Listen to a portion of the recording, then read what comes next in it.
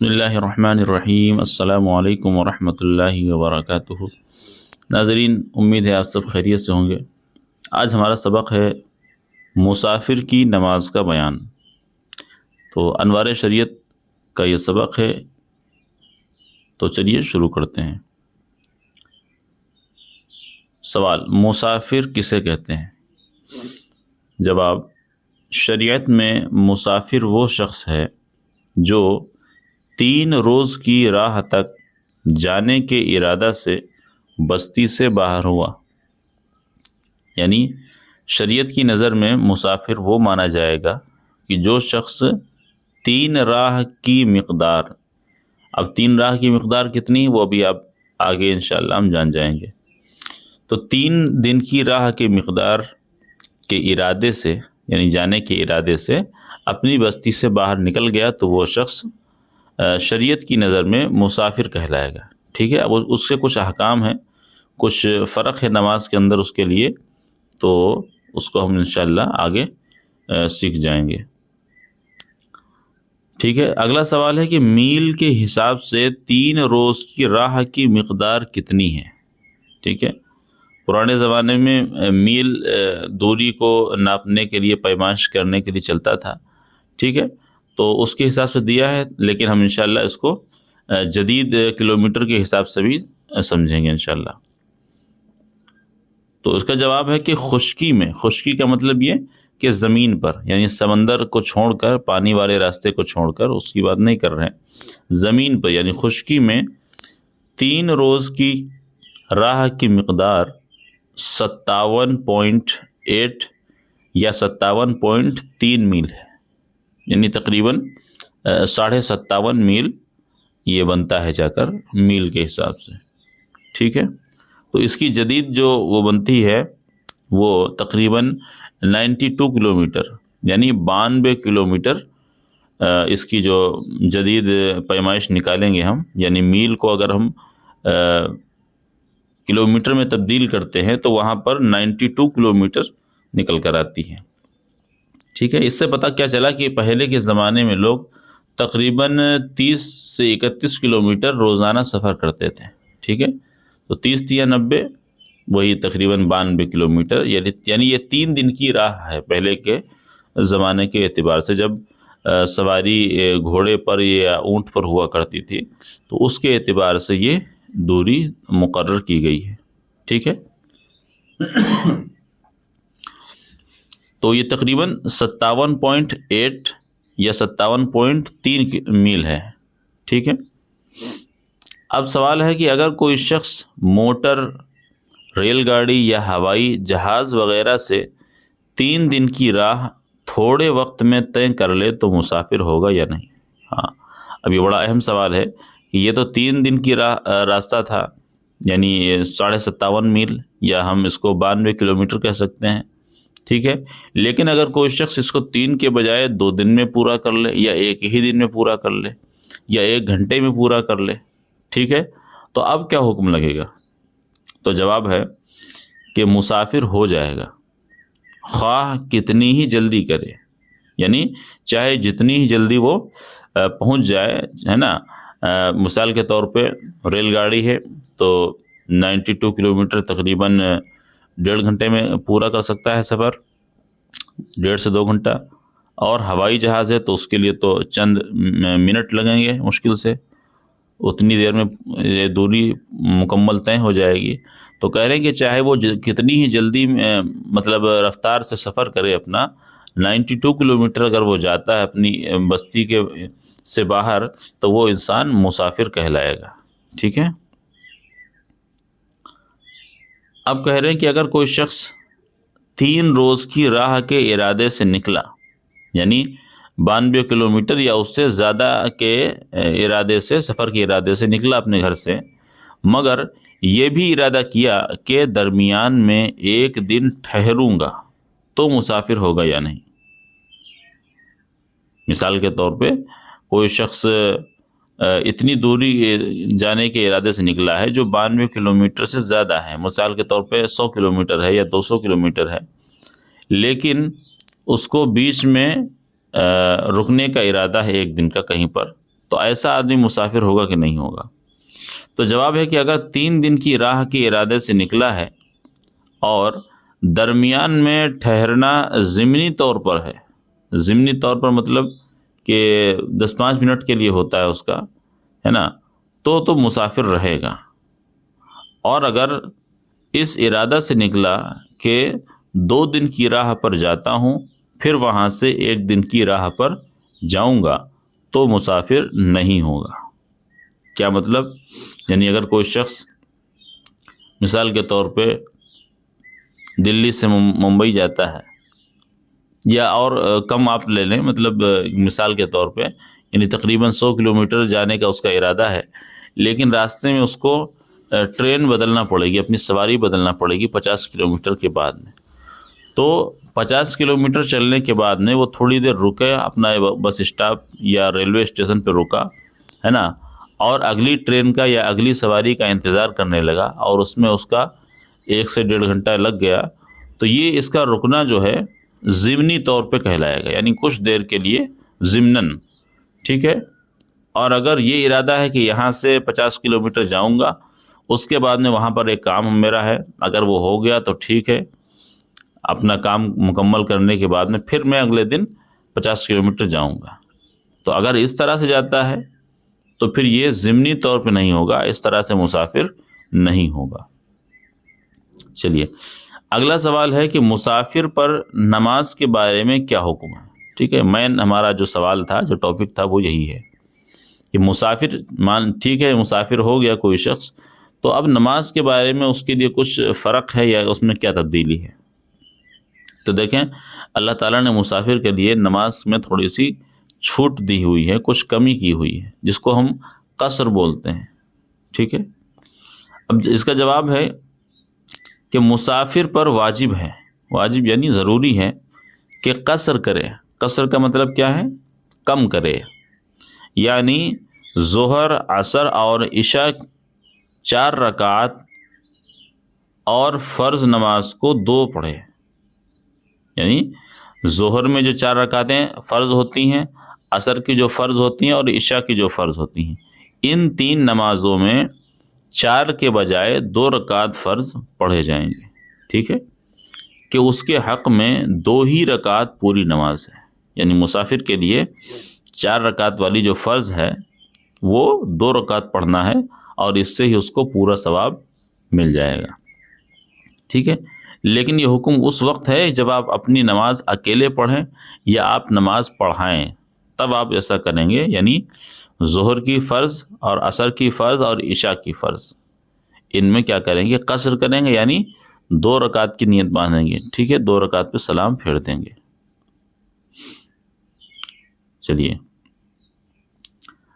اب سوال ہے کہ اگر کوئی شخص کیا ہے، اگر کسی نے قصدن یعنی جان بوجھ کر 4 ہی پڑھی، یعنی 4 رکعت پڑھ دی پوری، تو کیا حکم ہے؟ یعنی کوئی شخص کہے کہ نہیں، ہم جو ہے 4 ہی رکعت پڑھیں گے پوری، تو پھر اس کے لیے کیا حکم ہے؟ تو جواب ہے کہ اگر قصدن 4 پڑھی، یعنی جان بوجھ کر 4 پڑھی، اور دوسرا قاعدہ کیا، یعنی جو تحیات پڑھنے کے لیے بیٹھتے ہیں 4تھی رکعت میں دوسرا قاعدہ کیا، تو فرض ادا ہو گیا، اور آخری جو 2 رکعتیں ہیں وہ نفل ہو گئی، یعنی 2 رکعت اس کی فرض ہو جائے گی 4 میں سے، اور 2 رکعت اس کی نفل ہو جائے گی، مگر گنہگار ہوا، مستحق نار یعنی جہنم کا مستحق ہوگا ایسا شخص، توبہ کرے، ہے نا۔ تو دیکھیں یہ مطلب کوئی بظاہر بہت بڑا گناہ نہیں نظر آ رہا ہے، لیکن دیکھیں ایک طرح سے یہ یعنی اللہ تعالیٰ نے جو چھوٹ دی تھی اس چھوٹ کو ہم قبول نہیں کر رہے ہیں، بات سمجھے۔ مسافر کے لیے اللہ تعالیٰ نے 4 رکعت کو 2 رکعت کر دیا ہے، تو اگر کوئی شخص پھر بھی 4 رکعت پڑھتا ہے تو ایک طرح سے یہ اللہ تعالیٰ کی نافرمانی وہاں پر ہو رہی ہے، اسی لیے یہاں پر کیا ہے، وہ شخص گنہگار ہوگا اگر جان بوجھ کر 4 پڑھتا ہے۔ ہاں کوئی شخص اگر بھولے سے پڑھ لے وہ ایک الگ بات ہے، ٹھیک ہے، تو کہہ رہے ہیں کہ اگر کوئی جان بوجھ کے ایسا کرتا ہے تو پھر وہ گنہگار ہوا ہے، اس کو چاہیے کہ وہ توبہ کرے۔ اور اگر 2 رکعت پر قاعدہ نہیں کیا تھا، یعنی دوسری رکعت پر اتحیات وغیرہ نہیں پڑھا تھا، تو فرض ادا نہ ہوا، ٹھیک ہے۔ چلیے اب سوال ہے کہ سوال فجر، مغرب اور وتر میں قصر ہے کہ نہیں ہے؟ انہوں نے 3 نمازوں کے نام لیے تھے اوپر، ظہر، عصر اور عشاء، تو بچی کون سی؟ ایک فجر کی نماز اور ایک مغرب کی نماز اور ایک وتر کی نماز، تو کہہ رہے ہیں کہ اس میں قصر کی جائے گی یا نہیں؟ تو جواب ہے کہ نہیں، فجر، مغرب اور وتر میں قصر نہیں ہوگی، ٹھیک ہے؟ یاد رکھیں آپ، قصر جو پڑھی جائے گی نماز وہ ظہر کی 4 فرض میں 2 فرض کریں گے، اور عشاء کی 4 کو 2 کر دیں گے، اور عصر والی بھی 4 رکعت کی 2 رکعت فرض پڑھیں گے۔ اگلا سوال ہے کہ سنتوں میں قصر ہے یا نہیں؟ ہاں، اب کوئی شخص یہ نہ اس کو سمجھ لے کہ سنت جو 4 رکعت ہیں اس کو 2 رکعت پڑھنا ہے، تو ایسا نہیں ہے، سنتیں آپ کو پوری پڑھنا ہے، ٹھیک ہے؟ اور سنتیں ہیں، نوافل ہیں، وتر ہے، یہ ساری نمازیں پوری ہی پڑھی جائیں گی، صرف جو چھوٹ ملی ہے وہ فرض والی جو رکعتیں ہوتی ہیں اس میں چھوٹ دی گئی ہے۔ تو سوال ہے کہ سنتوں میں قصر ہے یا نہیں؟ جواب، سنتوں میں قصر نہیں ہے، اگر موقع ہو تو پوری پڑھیں، ورنہ کیا ہے، معاف ہے، یعنی اگر آپ کے پاس وقت ہے تو آپ اس کو ادا کریں، لیکن اگر کوئی ایمرجنسی ہے یا ٹرین چھوٹ جانے کا خطرہ ہے یا سواری آپ کی چھوٹ جائے گی، اس طرح سے کوئی معاملہ ہے تو پھر سنتیں وہاں پر معاف ہیں۔ سوال، مسافر کس وقت سے نماز میں قصر شروع کرے؟ جی، بڑا ہی اہم سوال ہے کہ مسافر تو ہو گیا، لیکن مسافر کب سے قصر کرنا شروع کرے گا، یعنی نماز میں جو کمی ہوگی یہ کس ٹائم سے شروع کرے؟ تو جواب ہے کہ مسافر جب بستی کی آبادی سے باہر ہو جائے، یعنی جس بستی میں وہ رہتا ہے اس بستی کی جو آبادی ہے، اس آبادی سے جیسے ہی وہ باہر نکلے گا تو وہ مسافر بن جائے گا اور اس کو قصر کرنا شروع کر دینا ہے، ٹھیک ہے؟ تو اس وقت سے نماز میں قصر شروع کر دے۔ چلیے، اب سوال ہے کہ بس اسٹینڈ اور ریلوے اسٹیشن پر قصر کرے گا یا نہیں؟ جواب، اگر آبادی سے باہر ہو، یعنی اگر بس اسٹینڈ یا ریلوے اسٹیشن آبادی سے باہر ہے، ٹھیک ہے، اور 3 دن کی راہ تک کا سفر کا ارادہ بھی ہو تو بس اسٹینڈ اور ریلوے اسٹیشن پر قصر کرے گا، ورنہ نہیں، یعنی اس کے گھر سے بس اسٹینڈ کے بیچ میں کچھ کھیت وغیرہ پڑتے ہیں، اور بس اسٹینڈ یا ریلوے اسٹیشن اس کا بستی سے ملا ہوا نہیں، یعنی بیچ میں بہت سے کھیت وغیرہ آ جاتے ہیں جس سے آبادی کیا ہے وہ الگ ہو جاتی ہے، تو پھر ایسی صورت میں وہاں سے قصر شروع کر دے گا، یعنی بس اسٹینڈ سے قصر پڑھنا شروع کر دے گا اگر وہاں پر نماز کا ٹائم ہو جاتا ہے۔ اور اگر اس کا بس اسٹینڈ یا ریلوے اسٹیشن بستی کی آبادی سے ملا ہوا ہے، یعنی اس کے بیچ میں کھیت وغیرہ نہیں آتے ہیں بلکہ وہاں تک پوری بستی بنی ہوئی ہے، مارکیٹ وغیرہ بنی ہوئی ہے، تو پھر ابھی وہ قصر نہیں شروع کرے گا جب تک کہ بستی سی آبادی جو ہے اس کی باہر نہیں ہو جاتی،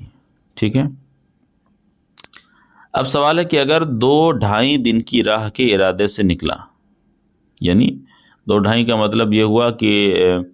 3 دن کا 92 کلومیٹر ہوتا ہے، تو 2 دن کا بنا تقریباً جا کے 32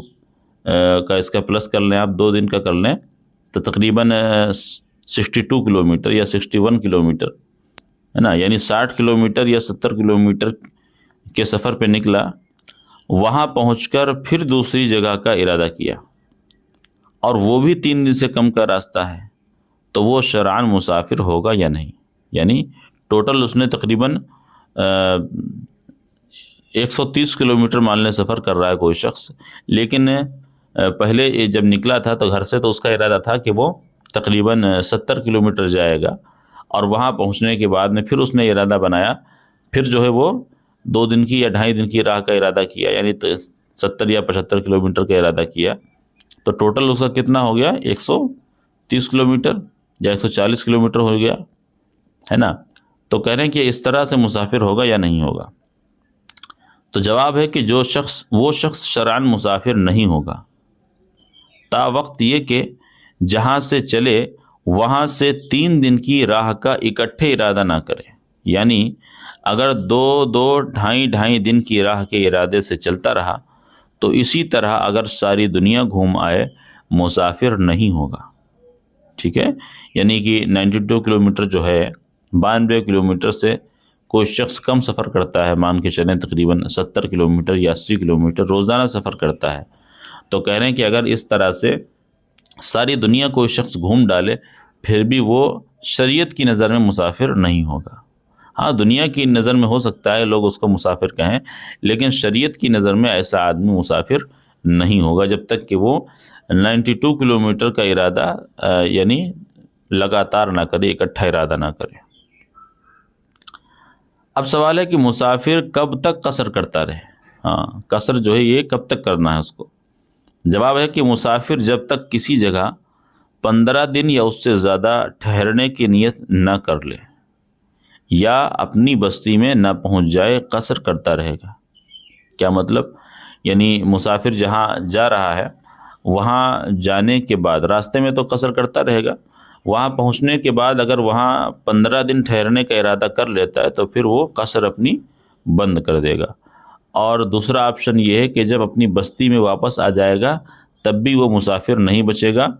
تب بھی اس کی قصر نماز ختم ہو جائے گی، اس کو کمپلیٹ پوری نماز پڑھنا پڑے گی۔ چلیے اگلا سوال ہے کہ مسافر اگر مقیم کے پیچھے نماز پڑھے تو کیا کرے؟ کیا مطلب؟ یعنی آپ سفر کی حالت میں ہیں اور آپ کسی مسجد میں پہنچے جہاں پر جماعت کا وقت ہو چکا تھا اور جماعت شروع ہو چکی تھی، ٹھیک ہے، اب ہم اس کے پیچھے اگر نماز پڑھیں گے تو پھر کیا کریں؟ تو جواب ہے کہ مسافر اگر مقیم کے پیچھے پڑھے تو پوری پڑھے، قصر نہ کرے، یعنی پڑھانے والا مسافر نہیں ہے بلکہ وہ وہیں کا رہنے والا ہے اور آپ مسافر ہیں،